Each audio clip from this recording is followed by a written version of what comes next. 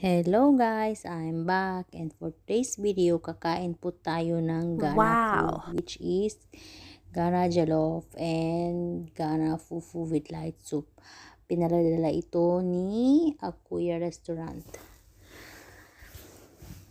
So ayan, yung pagkain ko, ang kinain ko lang ay ang Fufu with light soup kasi yun ang dinner ko for tonight. Tapos yung jollof naman bukas, babaunin ko sa work.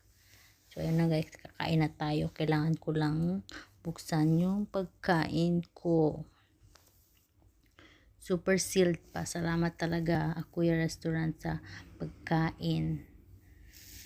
Please visit Akuya Restaurant. Location is Panias Exit 2 Metro Station. And